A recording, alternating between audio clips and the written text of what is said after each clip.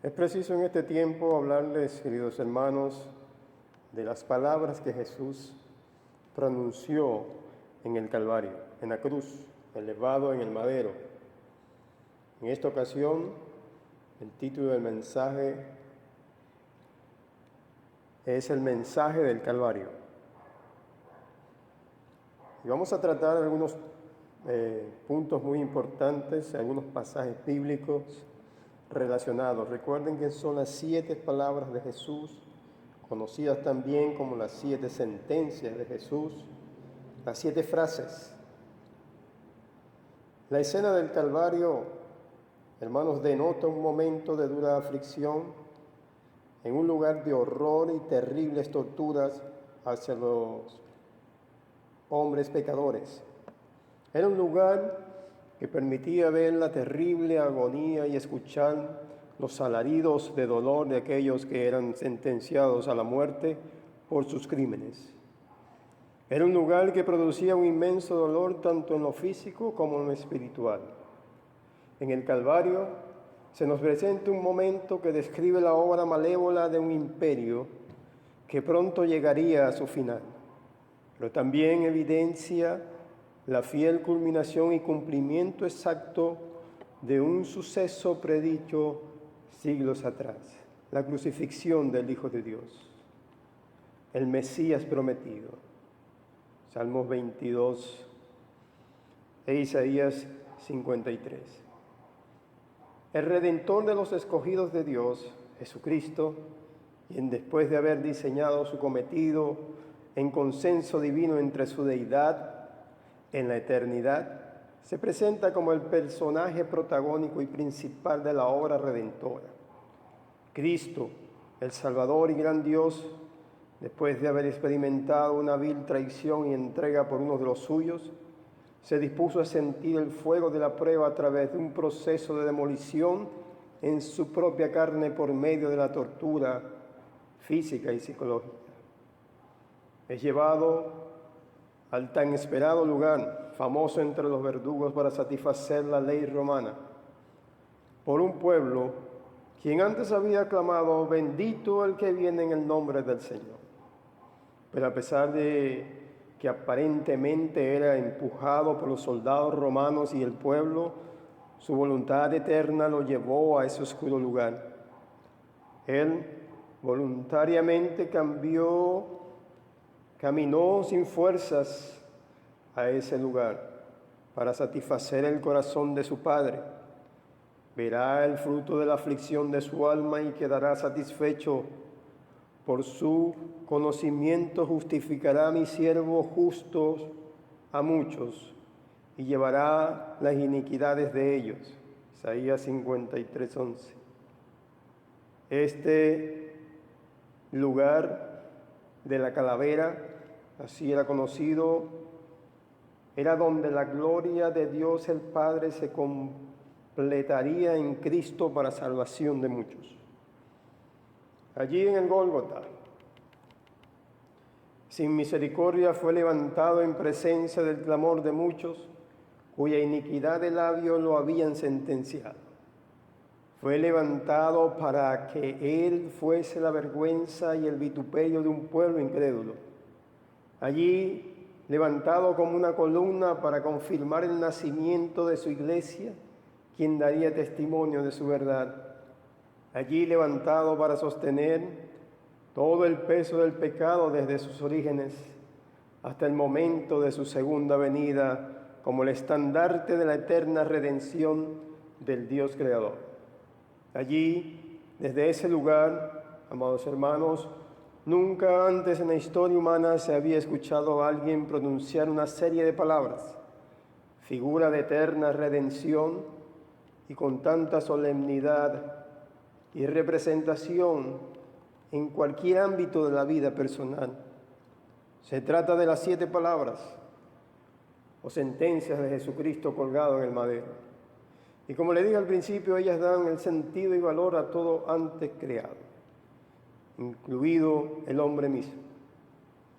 Ese era el lugar que Cristo contempló en eternidad al diseñar su plan, un lugar alto de oscuridad, lleno de maldad y supuesta justicia, pero era el lugar que con la mirada elevada del mundo conocido le confirmaría, tanto en el presente como en el futuro, que la salvación vendría de lo alto.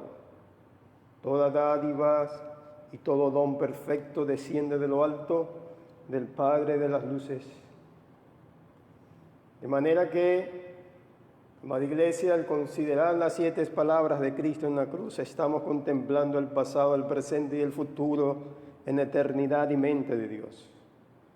La historia y el mundo hablarían de estas 7 verdades o 7 palabras hasta contemplar la hermosura y santidad de Cristo en su regreso. 7 sentencias que declaran al mundo la oportunidad de verse reinando con Cristo por la eternidad. 7 sentencias solemnes que le dan al mundo pecador la oportunidad de conocer las riquezas de la gracia de su Creador. 7 sentencias que nos ofrecen la imagen de un mundo con poca oportunidad en este tiempo, pero que también hacen un llamado al arrepentimiento y fe en el Hijo de Dios. Arrepentíos y convertíos, dice la palabra del Señor, porque el reino de los cielos se ha acercado. Amados, prestar atención a estas 7 frases del Señor es acudir a ese llamado humillados, sin fuerzas propias, sino solo la que el Espíritu Santo de Dios nos proporciona en virtud de la regeneración de todo pecador por la sangre del Cordero de Dios. Veamos entonces lo que significa estas 7 palabras. En primer lugar, vemos la primera palabra. Allí podemos contemplar una oración intercesora. Al analizar la historia de este hecho, amados, nos damos cuenta del fluir de una serie de eventos interesantes y de la escena que se nos presenta. Se abre para mostrarnos a personajes directamente relacionados con que el plan de redención de Dios se llevara a cabo de manera minuciosa. Es interesante ver, por ejemplo, Pilatos, que en contra de su conciencia dictó sentencia sobre Jesús, entregándolo al martirio. El Cordero de Dios, manso y sin emitir alguna queja, allí se cumplió lo que dijo el profeta Isaías, 53:7. Angustiado él y afligido, no abrió su boca, como cordero fue llevado al matadero, y como oveja delante de sus trasquiladores, enmudeció y no abrió su boca. Comenzó su camino por la vía dolorosa, nuestro Señor, sujeto a la maldad de todos aquellos que le seguían y que disfrutaban en ver el espectáculo, la sentencia del inocente. Seguramente figura el personaje de Herodes, sarcástico y arrogante, deseaba ver a Jesús por su fama y su obra, y con prepotente actitud interrogaba al Señor sin poder contemplar su dulce voz. Un enfurecido cortejo seguía al Señor condenado, entre ellos los líderes religiosos, promotores de mentira que con audacia buscaban matar a Jesús a toda costa. El clima de su maldad había llegado cuando a gritos pidieron que se liberara a un delincuente en lugar de él. De manera que Pilato accede a sus demandas. Al fin, aquella cuesta oscura es subida sin poder cargar la cruz. Un hijo de Dios es tomado para ayudar al maestro. Un ciudadano de Cirene, Simón era su nombre. Al llegar el héroe de la fe a ese lugar es colgado en medio de 2 ladrones y con malévolo sufrimiento son expuestos ante la vista de aquel pueblo. De pronto, con un timbre de voz que indicaba dolor y sufrimiento, el maestro pronuncia sus primeras palabras, nunca antes mencionada desde ese lugar y mucho menos para interceder por sus verdugos. Una acción que sorprendería a los religiosos y a quienes le azotaron. Estas palabras fueron: Padre, perdónalos porque no saben lo que hacen. No saben lo que hacen. Isaías 53, versículo 12, nos dice: yo le rendiré los honores a un soldado victorioso porque se expuso a la muerte. Fue contado entre los rebeldes, cargó con los pecados de muchos e intercedió por los transgresores. Aquí, queridos hermanos, se produjo una intercesión incomprensible. No existe argumento para describir este hecho de manera consciente. Aquí, mis queridos hermanos, podemos contemplar algunos aspectos del plan de redención de Dios. Vemos a Cristo, en primer lugar, en una perfecta armonía con el Padre Celestial. ¿En qué sentido? En esencia, Jesús conoce perfectamente que así como Él, su Padre, en el Dios de amor, esto quiere decir que en Él hay perdón de pecados y vida eterna. Por otra parte, podemos intrínsecamente ver el plan de redención estructurado en el pasado eterno de Dios. La intercesión de Jesús nos muestra que el plan debía de cumplirse totalmente. En tercer lugar, pero en esencia, el interceder por quienes le arrestaron la noche anterior, por quienes lo golpearon, por quienes le pusieron las manos encima en aquel momento, por los gobernantes, por los soldados. Pero al conocer Jesús lo que hacía, intercedió por todos aquellos que aún sin haberle visto, Él entregó su vida para perdonarlos. Estos son los que en el pasado, en el presente y en el futuro hemos sido representantes del pecado. Por cuanto todos pecaron, es preciso entender que todos, a través de la historia, hermanos, hemos sido partícipes de aquel crimen ejecutado por los romanos. Isaías 53, verso 5. Mas el herido fue por nuestras transgresiones, molido por nuestros pecados. El castigo de nuestra paz fue sobre él, y por su llaga fuimos nosotros curados. Era evidente que todos merecíamos la muerte, hermanos, porque todos éramos culpables de la muerte de Cristo. Dios debía de derramar su ira contra todos aquellos que tomaron a su Hijo y lo crucificaron. Y por eso intercede. Por eso clama, por eso ora, para que Dios hiciera la obra más maravillosa de todo su plan. Derramar su amor, el amor verdadero, su esencia. Y aquí la razón principal de su intercesión, de su oración. La segunda palabra, hermanos, contemplamos allí lo que es la redención. Lucas 23, verso 43. Entonces Jesús le dijo: de cierto te digo que hoy estarás conmigo en el paraíso. Estas palabras, hermanos, revelan el carácter del Dios humanado, donde toda potestad le había sido dada en el cielo y en la tierra. Solo Él tenía y tiene toda autoridad divina para perdonar y decir sobre el futuro eterno de la persona. Su divinidad como humano le permitió ver el corazón humillado de aquel condenado y manifestarle su amor, permitiéndole asegurarle su entrada al reino celestial. Y hoy, como Dios exaltado, Cristo mira de cerca nuestro corazón para limpiarnos de toda maldad. Cristo, en el acto de liberar a aquel condenado a muerte, accede a una petición cargada de angustia e incertidumbre por el desconocer los horrores de aquella vida sin un Salvador.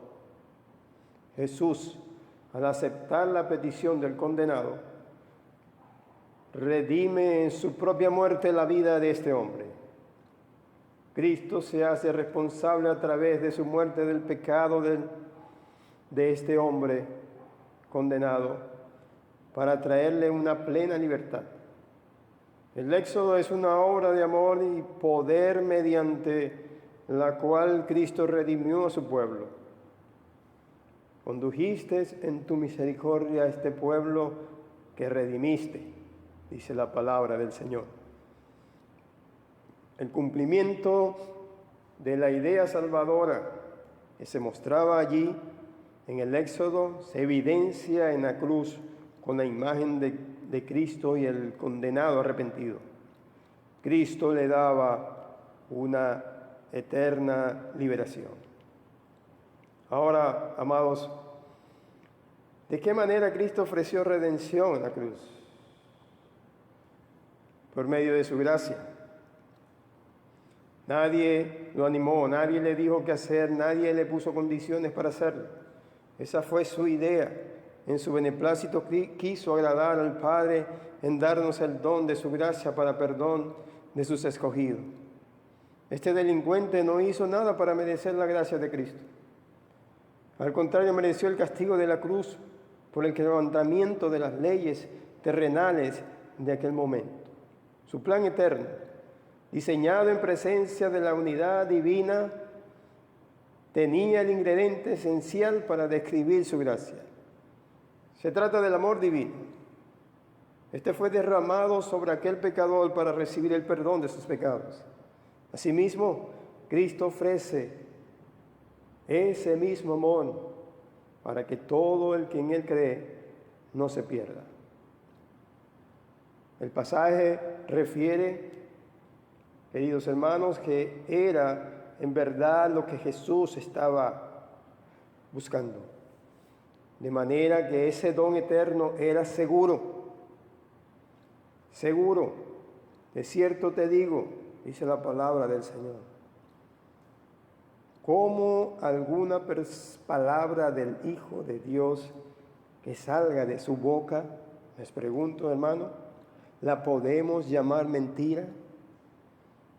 Cuando allá en Juan 17 dice la palabra, santifícalos en tu verdad, tu palabra es verdad. Jesús confirma sus propias palabras al dar salvación. Jesús, con esta frase, está aplicando el evangelio que trajo desde los cielos, hermanos, al momento de decir, de cierto, en Él también vosotros, habiendo oído la palabra de verdad, el evangelio de vuestra salvación, y habiendo creído en Él, fuisteis sellados, dice la palabra, con el Espíritu Santo de la promesa. Este hombre, hermano, recibió y se cumplió en él estas hermosas palabras. Jesús con esta frase deja ver que su redención se aplica de manera inmediata al que arrepentido y creyendo verdaderamente se acerca a su gracia y la cumpla como el plan divino. El Señor Jesucristo ha estado ofreciendo desde el principio una salvación por gracia. De manera segura y de forma inmediata el clamor desesperado de los condenados a muerte. Búscale y le encontrarás. Tercera palabra, hermano, la vemos en Juan capítulo 19, verso 26, cuando Jesús vio a su madre y al discípulo a quien él amaba, que estaba ahí presente, dijo a su madre: mujer, he ahí tu hijo. Después dijo al discípulo: he ahí tu madre. Y desde aquella hora el discípulo la recibió en su casa. Jesús en agonía colgaba del madero, hermano. ensangrentado y sin fuerza, miraba a una mujer inconsolable, su madre. Allí estaba ella junto a otras y junto al discípulo amado del Señor. Cristo sabía que había llegado el momento de dejarla sola. Esto implicaba sin ayuda moral, sin ayuda económica, sin la compañía y la relación que existía entre ellos. Dejaba a una mujer sola y sin poder sostenerse, y además con gran sufrimiento por la muerte de su hijo. Estas palabras de Jesús, hermanos, nos hablan de su fuerza para proveer. Él es la provisión de todos los aspectos de la vida, de todo cuanto existe. Y ahora desde la cruz, sin posibilidad de una ayuda directa, utiliza a su amado servidor, a Juan. Vemos en estas palabras la esencia de su promesa. Nunca te dejaré, nunca te desampararé. Jehová tu Dios es el que va contigo, no te dejará ni te desamparará, dice la Escritura. Estaré con ustedes hasta el fin del mundo, resalta allí en Mateo.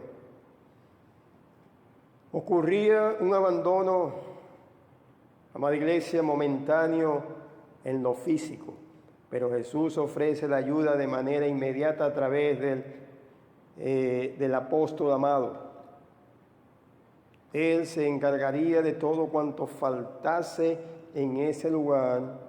Juan era el indicado para cubrir las necesidades de la madre de Jesús. Tan así que iba a ser como su hijo. ¿En qué consistía su provisión, hermanos? Su provisión consistía en que en los momentos más duros de nuestra vida, Él provee de manera milagrosa para cada área de nuestra vida. Esta provisión señala que desde la cruz Dios muestra su amor y compasión con el más necesitado. Su provisión desde la cruz nos recuerda que no hay duda no hay nada más maravilloso que depender de la bondad de aquel que lo entregó todo para salvarnos en su amor. La provisión de Cristo nos señala que estar cerca de esa cruz es ver de cerca el plan de Dios en eternidad.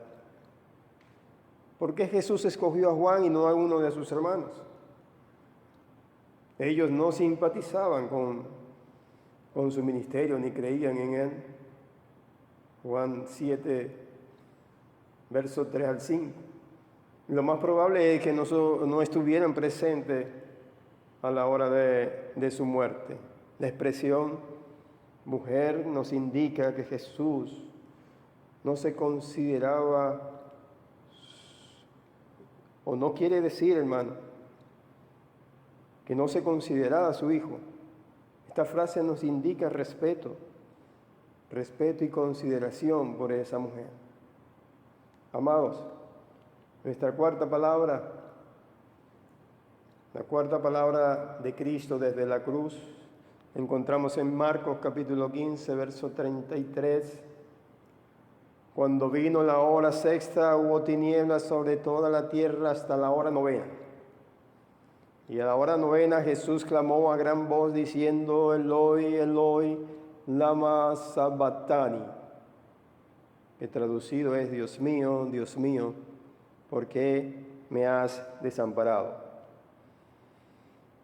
Aquí podemos ver en estas palabras, hermano, la angustiosa reconciliación a través de la muerte de Jesús. Ahora Jesús el Salvador, bendito, se encuentra experimentando ya no el desamparo de su madre, cuya escena la contemplamos en las palabras que antecedieron a esto. Ahora lo vemos en gran agonía por el desamparo del Padre bendito para con él y sus padecimientos. Ahora es él quien queda absolutamente solo y no como su madre que recibió amparo de manos de Juan. Para él no se halló provisión. Al describir la escena, la contemplamos como el momento del día más dramático de todo aquel acontecimiento. Esta cuarta palabra describe con gran tristeza los padecimientos del Hijo de Dios de forma humana. Allí en las más densas tinieblas, donde debería de haber un intenso sol y calor, Jesús clamaba con las pocas fuerzas que le quedaban, y en sus palabras se podía escuchar un intenso sufrimiento emocional de un alma sedienta de comprender en lo más profundo de su corazón humano del bendito Salvador las razones del abandono de su Padre. Esta es una frase cautivadora por el misterio e incomprensión de la misma, pero solo su misterio quedaría develado si se comprende que Jesús tenía dos naturalezas, la divina y la humana. Y como el apóstol Pablo declara, Dios estaba reconciliando consigo el mundo, allí se terminaba toda la enemistad de Dios y el hombre. Para muchos el desamparo de Dios o del Dios hacia su Hijo Jesucristo ha dejado muchas dudas en su corazón. ¿Por qué fue abandonado por su Padre? Se suponía que no había existido una relación tan estrecha de hombre alguno para con Dios, que la hubo entre Dios y su Hijo. La relación de Jesús y su Padre es la mayor expresión de unidad y de amor nunca antes manifestada por hombre alguno. ¿Por qué fue abandonado? Cuando las palabras del Señor dice allá en Mateo 3:17, y hubo una voz de los cielos que decía, este es mi Hijo amado en quien tengo complacencia. Jesús era la complacencia del Padre y su justicia la agradó para siempre. La vida ministerial de Jesús daba testimonio de una relación íntima con el Padre. Largos periodos de ayuno y oración, cumplimiento ministerial en base a la voluntad de Dios, celo, salvación, sanidades, etcétera, daban muestra de una divina relación. ¿Por qué fue abandonado? ¿A qué se debió ese abandono, hermano? Quiero compartir algunos puntos en relación a esto. Se debió al cumplimiento de su voluntad diseñada en el pasado, en primer lugar. Solo el sacrificio eficaz del Hijo del Hombre satisfizo la justicia de Dios. Se debió a la naturaleza santa del Padre. Él es santo, santo, santo, hermano. Y el pecado que en el Hijo estaba, lo separaba de su presencia santa. ¿De qué manera fue abandonado? En lo físico. Todo cuanto pudo padecer bajo el disfrute y el morbo de la conciencia romana lo padeció. Nunca Dios Padre detuvo la mano de sus verdugos.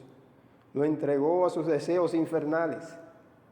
Su dolor, su sufrimiento eran deleite al corazón del soldado romano y al pueblo incrédulo que le seguía o que seguía el espectáculo.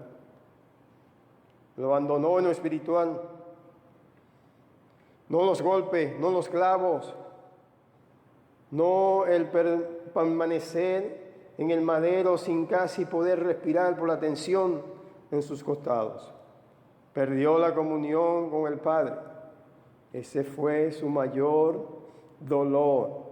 Al experimentar el abandono del Padre, el gran escudo que lo rodeaba fue quitado, sintiendo los rigores del infierno mismo. Su moral era abatida. Era una terrible soledad la que vivía el hombre más feliz y seguro de la historia. Lo que Cristo llevó a cabo en la cruz y la manifestación de sus diversas implicaciones, hermanos, fue para que su redención, su expiación fuera veraz. Así está planeado desde el principio. Sus palabras fueron un firme reflejo de una victoria consumada en la cruz. Él pagó el verdadero precio para que todos sus escogidos se reconciliaran con su Creador. En quinto lugar, la quinta palabra, queridos hermanos, la encontramos en Juan capítulo 19, verso 28. Después de esto, sabiendo Jesús que ya todo estaba consumado, dijo para que la Escritura se cumpliese: tengo sed. La necesidad de un cuerpo en agonía nos ilustra esta palabra. Jesús era un vivo ejemplo de uno cuya complacencia en sí mismo se debió a cumplir la voluntad del Padre en su palabra. Él es la palabra desde el principio. Él es el cumplimiento de la palabra. Todo cuanto se dijo de Él se cumplió perfectamente. Jesús cumplió la palabra. Mateo 5, 17. No penséis que he venido para abrogar la ley o los profetas. No he venido para abrogar, sino para cumplir. Tengo sed. Es una palabra profética. Salmo 22, verso 15. Como un tiesto se secó mi vigor y mi lengua se pegó a mi paladar y me has puesto en el polvo de la muerte. Desde el mismo momento de la oración en el Getsemaní comenzó el intenso proceso de martirio del Señor. Una marcha sumamente agotadora acompañada de una agresión humana contra la persona de Cristo. Golpes, maltratos psicológicos, humillación, todo esto era agotador. Su cuerpo necesitaba hidratarse, hermanos, pero le era imposible en aquel momento. Él estaba bajo el dominio satánico. El traslado, las largas marchas, las caídas, los golpes cada vez más lo debilitaban camino hacia el Gólgota. El látigo devastador sujetado y levantado por el soldado romano acabaron por debilitar más al Salvador bendito. Todo esto era por el ardiente deseo de querer cumplir las demandas de la deidad de Dios en su voluntad. Es decir, por querer que aquel pecador, a través de la historia, alcanzara las riquezas de la gracia de Dios por su salvación.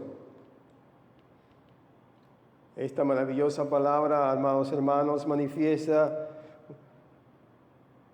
un digno caminar del Hijo de Dios por ser ejemplo de entrega, pasión y devoción en obedecer la voluntad del Padre.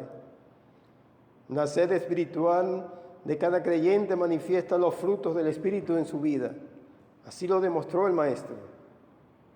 Su ministerio nunca halló descanso hasta el momento en el Calvario.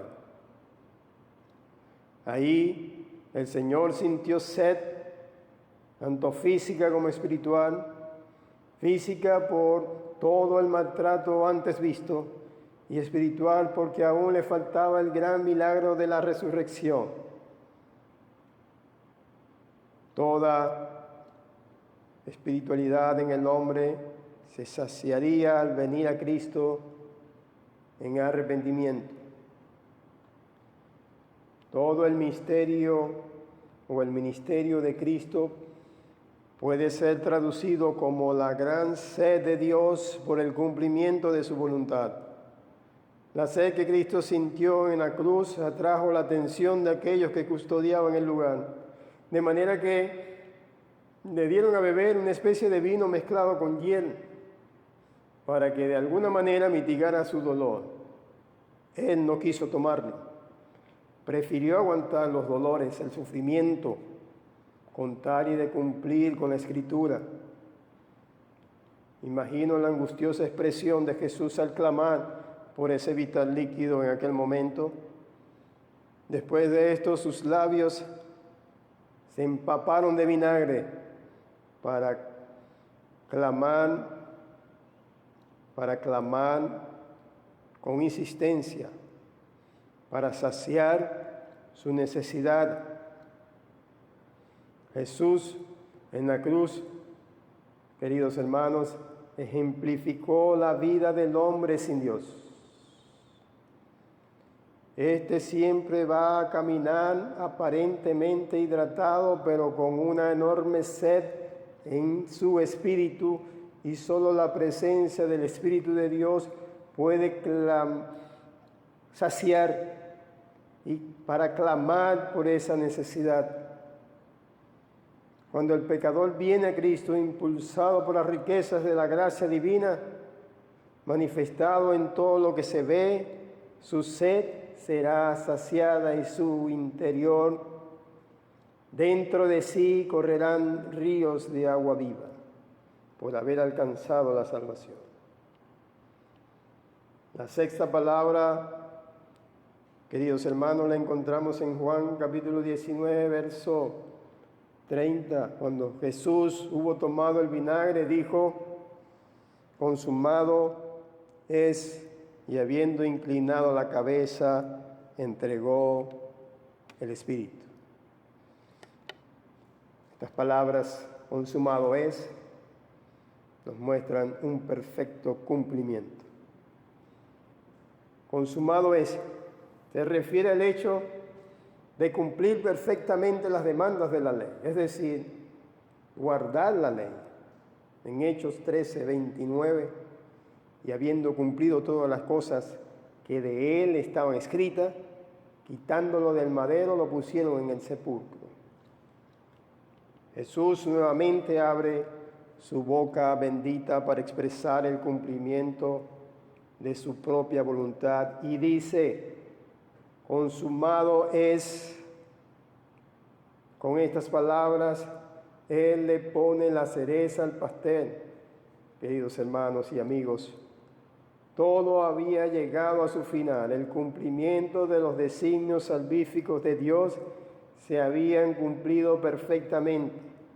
No había cabos sueltos. Su perfecto sacrificio y entrega era para alabanza y gloria del Padre. La victoria había llegado. Esta victoria fue consumada por el Hijo preexistente que dijo: yo soy el camino y la verdad y la vida. Y expresó también: este era en el principio con el Padre. El mismo Cristo llevó la consumación de la obra más difícil que pudo llevar hombre alguno. A Jesús nadie le obligó a llevar la carga. Él, despojándose de toda su gloria como Dios, tomó la iniciativa divina de venir a morir por los transgresores. Él dijo: yo pongo mi vida para volverla a tomar. Esta obra fue consumada a pesar de la fuerte oposición de las potestades infernales, hermanos. El Señor no admitió tregua alguna. Él siguió adelante con su plan a toda costa. Esta obra fue consumada cuando ya todas las profecías al respecto se habían cumplido. Toda la demanda de la ley se había acabado cuando todo el padecimiento hacia el Señor había sido cumplido. Las dos naturalezas del Señor son vistas manifiestas en esta palabra: su sufrimiento, pero también el deseo de querer agradar su propia voluntad, la voluntad divina, la voluntad del Padre. Séptimo lugar, la séptima palabra, para terminar allí en Lucas 23:46, entonces Jesús, clamando a gran voz, dijo: Padre, en tus manos encomiendo mi espíritu. Una entrega especial. Padre, en tus manos encomiendo mi espíritu. Aún Dios, el Padre, estaba expectante a aquella escena tan dramática, atento a la oración de su Hijo que ya pronto moriría y que yacía colgado en ese madero frío y ensangrentado.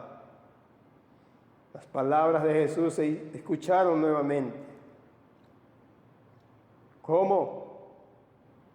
Fortalecidas por la presencia de su Padre, tomaron ánimo